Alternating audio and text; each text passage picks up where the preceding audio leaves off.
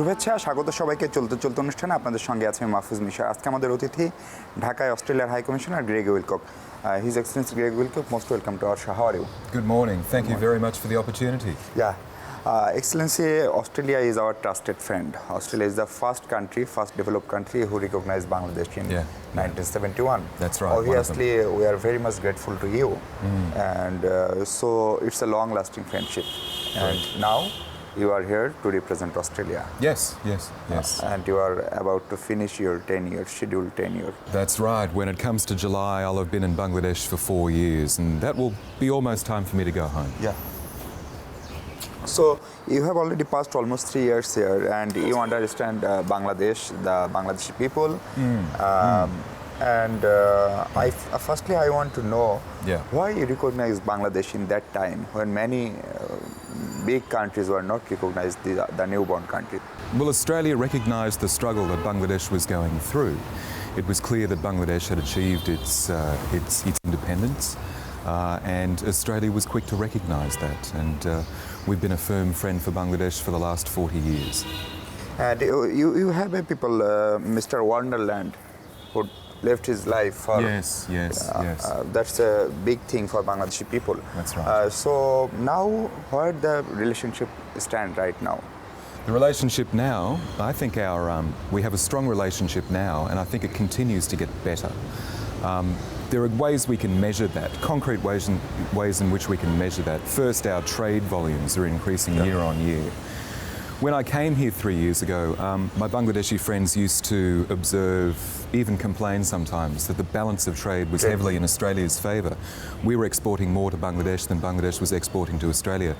Well, in the 3.5 years that I've been here, that's turned around. Bangladesh is now exporting $600, $700 million worth of garments to Australia every year, and that's climbing quite steeply as businesses in Australia demand more product from Bangladesh. Meanwhile, Australia is also exporting food to Bangladesh, a lot of wheat, chickpeas, lentils, cotton for your garments industry. And we're also host to many thousands of Bangladesh students every year in Australia. In addition to that, there's a large diaspora, a large Bangladeshi community in Australia. Almost 30,000 people. 30,000 people, but it's not so much the number, but it's the rate of growth. It's one of our fastest growing migrant communities, and Bangladeshis are good migrants. They integrate very quickly into Australia, they're skilled, they speak English well, and importantly, they play cricket. Yeah. Cricket is the big part between our friendship, obviously, and last time you host World Cup. That's right. And how do you evaluate Bangladesh cricket team right now? Looking at the way the Tigers have strengthened over the last year has been inspiring for Bangladesh, and it's been thrilling for those of us who are friends of Bangladesh. It's a great cricketing nation, and the team is growing stronger, the management is growing stronger. You have a lot to be proud of. It's a test cricket nation. Australia helped it achieve test cricket status a dozen years ago, and we're looking forward to playing test cricket with Bangladesh. That must happen. Hopefully, and that was supposed to be held some months ago in Dhaka. That's right. But unfortunately, that was cancelled. Yes. But Bangladeshi people were very frustrated when Australia failed to come here. I may say it failed to come. No, that's fine. But what was actually the reason behind this? Well, it was a bad time for Bangladesh at that stage. You recall at the time the test squad was due to come to Bangladesh. There was a series of attacks here in Bangladesh at the same time. Entirely happenstance, entirely an unhappy coincidence. And I think Cricket Australia looked carefully, thought carefully about it, took its time, and made the decision at the time that it wasn't the right time to come to Bangladesh.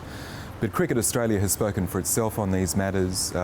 Cricket Australia and the cricket team itself, they are friends of Bangladesh. There are personal relationships there.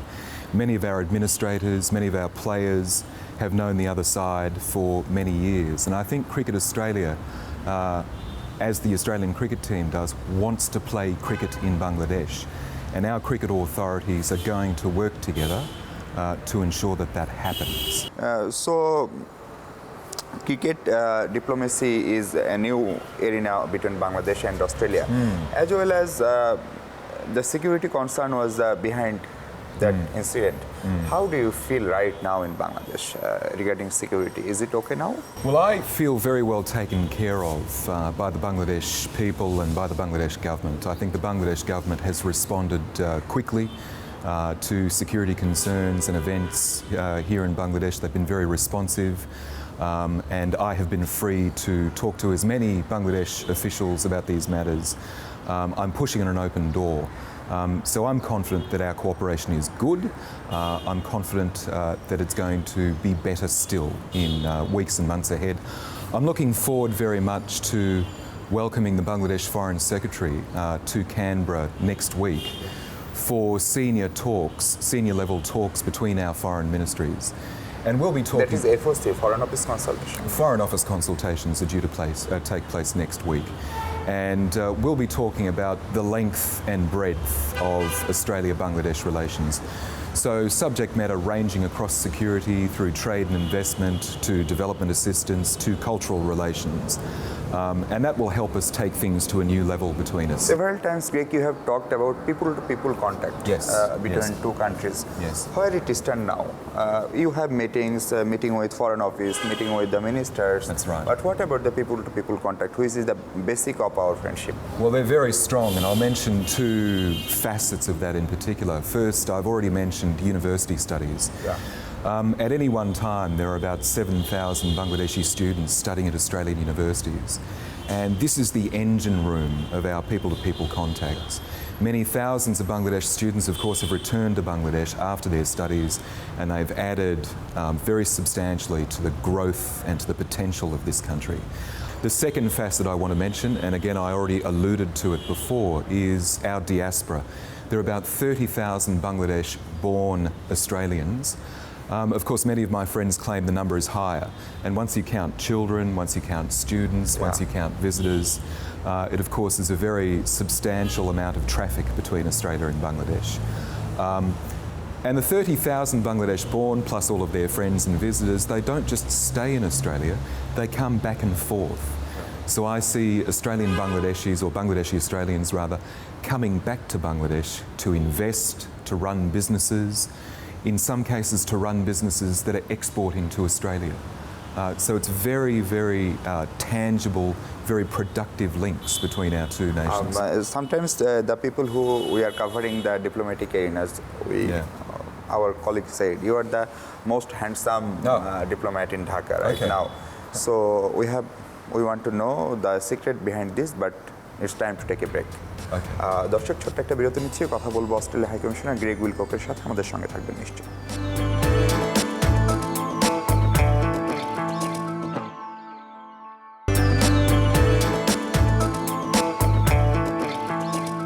চলতে চলতে অনুষ্ঠানে ফিরলাম আবারও। বিরতির পর কথা বলছিলাম ঢাকায় অস্ট্রেলিয়ান হাই কমিশনার গ্রেগ উইলককের সঙ্গে। Wilcock, before break, my question was, what is the secret of your this smartness? You look so young. You look so smart. Oh, well, thank you very much. It's nice of you to say so. But I don't think there's any secret. I think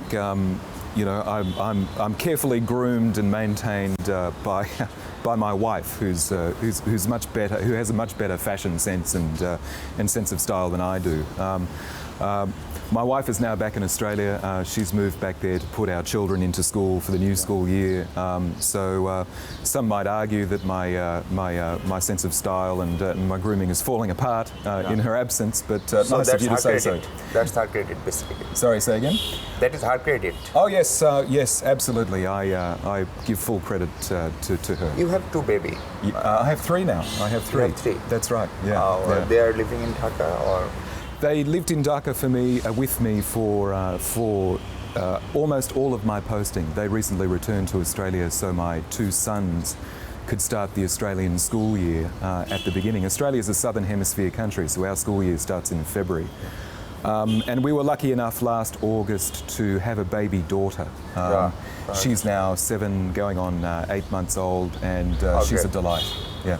So you have studied political science as well as international relations. Sure. Yeah. You have a target from the very beginning to be a diplomat. I'm not sure when I started studying what I wanted to be. I think the great majority of university students, whether in Australia or here in Bangladesh, don't have caste cast iron concepts of what they want to do at the end of university. I knew I wanted to be involved in international affairs somehow, whether it was working for an NGO or working at the United Nations. In the end, I applied to work in the Australian government, and I was accepted, and that's 20 years ago now, and I still feel very fortunate. And you were the advisor of your foreign minister, so correct. You know the Australian foreign policy much better than you get the better chance to know the foreign policy of Australia better than many of your colleagues. At that stage, I worked for the then Australian Foreign Minister. His name was Stephen Smith. He was Foreign Minister for 3 years, and then he became Defence Minister. So I was fortunate enough to work for him for 3 years, and that gave me a fantastic overview of Australia's interests globally, and especially in this region that Australia and Bangladesh share, which we refer to shorthand as the Indo-Pacific region. You have also expertise regarding Middle East because you have worked these days in Australian Foreign Office. So now the terrorism is a big threat for all over the world, and no one is free from us.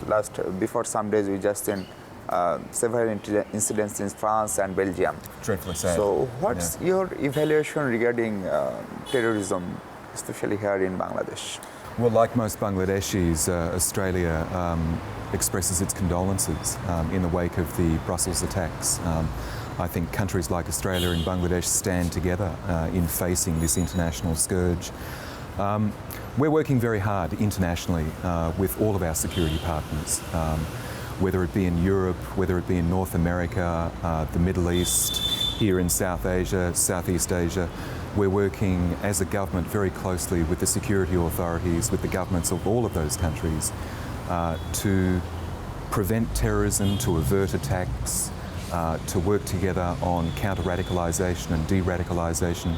It's an extremely complex problem and there's no one solution. It's a very, very difficult task that we have in front of us, but it's a necessary task, and it involves, as I alluded to before, all countries pulling in the same direction. The work that I do here in Bangladesh is a small part of what Australia does internationally, but an important part, and we value our cooperation with the Bangladesh government on these matters very highly. So this is a common problem, and Bangladesh stand well, you think. At the same time, what are the major challenges of Bangladesh right now? Because Bangladesh is growing, our economy is growing, and we have a target. Government set a target, Vision 2021. That's right. Bangladesh should like to be a middle-income country within 5 or 6 years. Do you think it would be possible? I think a lot is possible in Bangladesh. This is a country that's achieved a lot in the last 45 years, and its best days, I think, are still in front of it. I applaud the Bangladesh government's growth and development objectives. Bangladesh has delivered on so much development over the course of the last couple of generations. There's no reason why it can't continue to do that. Australia can play a role, as we are already, and I've mentioned university education, I've mentioned scholarships. We'll continue to work closely with the Bangladesh government on those objectives and those goals. The Australian private sector also has a role to play.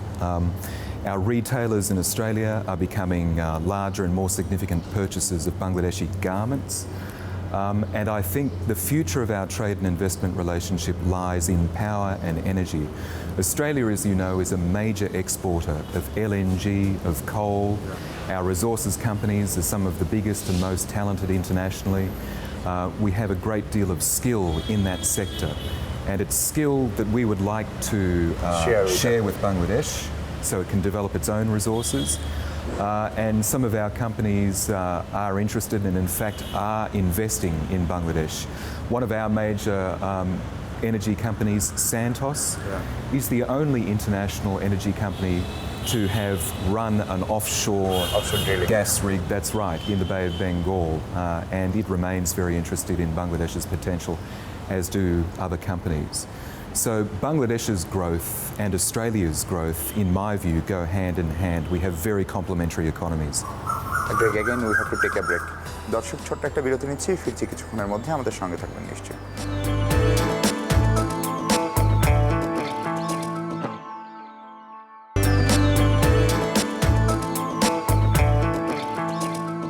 স্বাগত আর একবার চলতে চলতে অনুষ্ঠানে কথা বলছিলাম Australian high commissioner Greg উইলককের সঙ্গে।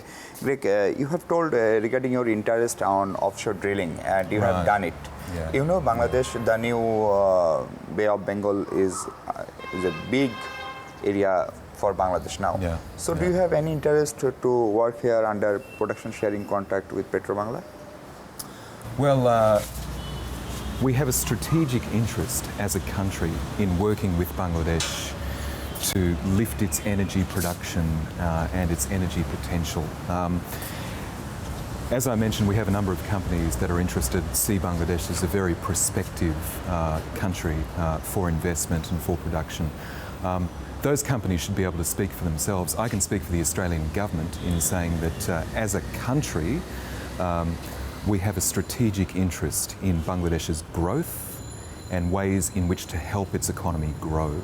And one thing we do very well as a nation is our work and our expertise in the petroleum sector, in the oil, gas, energy fields. So, as an Australian government representative, I've done my best to promote our expertise, our interest in Bangladesh's potential. And really it's now up to our individual energy companies to discuss these matters directly with their Bangladesh counterparts. Obviously, Australian investors sometimes or all times have some communication with your office. So what's their attitude regarding, or what's their evaluation regarding investment climate here in Bangladesh? Well, that it's highly prospective. This is a growing economy with strong potential. Australian traders, Australian investors are paying attention. Of course, when Australian investors look at Bangladesh, they also have to look at, well, where else can we put our money? It's a competitive world. Governments are competing for foreign direct investment in their countries. And when they look at Bangladesh, they ask themselves, well, is this a competitive economy? Is this a safe and secure place to put our money over the long term?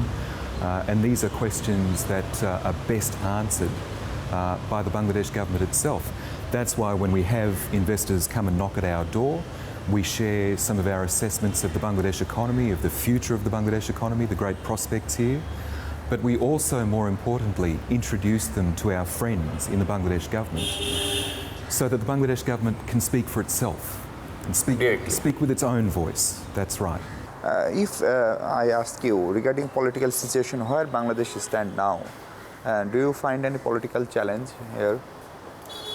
Well, I have an important job to do in terms of working with the Bangladesh government on all of the interests that we share and need to work on together. So I'm focused very much on those interests, what we're doing together on peace and security in the region, what we're doing together on defence cooperation, what we can do together to encourage trade and investment, what we're doing together to defend public safety. So these jobs loom very, very large for me at the moment, and I'm very much focused on that positive agenda. As I said, we made our views about elections and about political violence known at the time. That time has come and gone. Yeah. We need now to focus on the job at hand. Greg, you said several times that Bangladesh is very much important for your strategic partner. Yeah. Or Bangladesh is why Absolutely. Bangladesh? Why do you consider Bangladesh as your strategic partner? Only for its location? Well, we share a region. We share a region. That's the first thing. What we refer to as the Indo-Pacific. Australia's strategic and economic interests are bound up very significantly in this part of the world. Trade and investment flows, people-to-people flows, migrant communities, peace and security interests, all of that really comes together for us in this region, the Indo-Pacific. And Bangladesh, increasingly, as it grows, as it becomes more self-confident, an outward-looking country engaged in this region, is becoming more important to us for exactly those reasons. Your geographic location is increasingly one of your prime strategic assets. You sit here literally and metaphorically at Asia's crossroads, at the crossroads between South Asia, Southeast Asia and China. So that alone makes you an important strategic partner for countries like Australia. And then of course there's your growth. your economic weight, that makes you a more important strategic partner for us as well. So Bangladesh increasingly is able to shape affairs in its own neighbourhood, and that neighbourhood we share. So that's the answer to your question. The last question, you have visited many districts of Bangladesh, and after some months you have to leave Bangladesh. Yes. So what would be the best memory in your heart about Bangladesh? I have a lot of happy memories about Bangladesh, and I have travelled from north to south and from east to west, and I've seen a lot of beautiful things. I've met a lot of interesting people. For me, the highlight has been social life, whether here in Dhaka or during my visits, because wherever I go, be it in Dhaka, be it in Sylhet, Cox's Bazar, anywhere else. Or Kushtia. Kushtia, where I went with Mahbubul Hanif, who was my host there. I've been greeted with open arms and a warm welcome. And that is what makes Bangladesh stand out for me in particular, is the warmth of the welcome, is the warmth of the people. You're pushing at an open door. Thank you, Greg, for your valuable time. Thank you very much. I enjoyed it. দর্শক, শেষ করছি আজ। কথা হবে পরবর্তী পর্বে নতুন কোনো অতিথির সঙ্গে। সে পর্যন্ত সঙ্গে থাকবেন নিশ্চয়ই।